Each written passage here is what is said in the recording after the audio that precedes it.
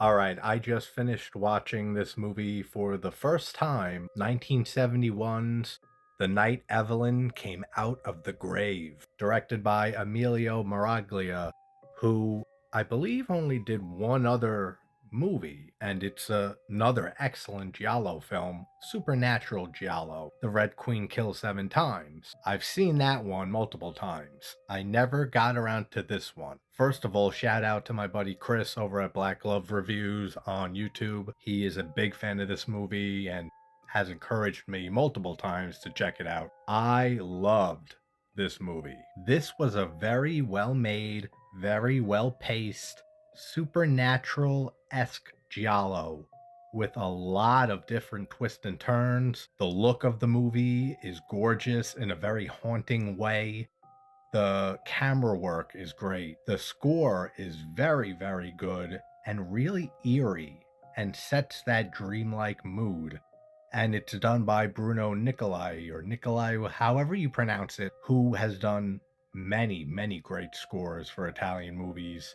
The Case of the Bloody Iris, a few Martino movies, All the Colors of the Dark, The Case of the Scorpion's Tail, Your Vice is a Locked Room and Only I Have the Key. It goes on and on. The guy was a frequent collaborator with Ennio Morricone, one of the, if not the greatest composer of all time. So the score is great.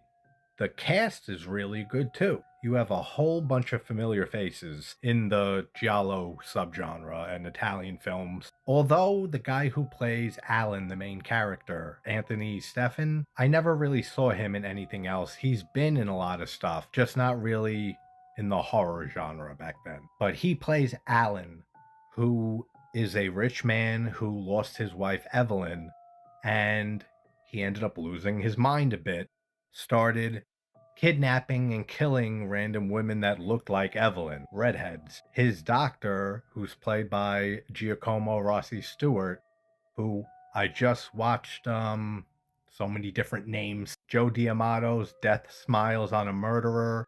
He's in my favorite Bava film, Kill Baby Kill, as well as Erica Blanc. She is also in Kill Baby Kill. So Alan ends up getting out of an institution, and his doctor is looking after him and trying to treat him to move on from all the guilt of losing Evelyn. And he ends up meeting Gladys, played by Marina Melfatti, who has been in a lot of movies too. That's why I said the cast is fucking great in this. She was in Umberto Lenzi's Seven Bloodstained Orchids, which I just did a watch along recently with Chris. She is also in The Red Queen Kills Seven Times, All the Colors of the Dark by Martino. So a lot of familiar faces in this. But then some supernatural stuff starts happening after a seance, and Evelyn seems to have come back from the grave.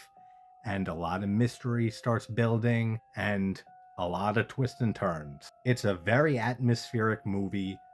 It's a very creepy and eerie film, very dreamlike, very, very Giallo-esque in many, many ways. But yeah, without getting really into spoilers, I loved it. I felt a lot of parallels to actually Joe Diamato's Death Smiles on a Murderer, Mario Bava's Kill Baby Kill, Lisa and the Devil, especially Hatchet for the Honeymoon, and Psycho 2, actually. So there's a lot of great stuff in here, especially if you are an Italian horror fan. So if you haven't seen it, check out The Night Evelyn Came Out of the Grave. Such a great title, too, like with most of the Gialli and Italian horror movies. If you have seen it, though, leave your thoughts in the comments. Let me know what you think about this one.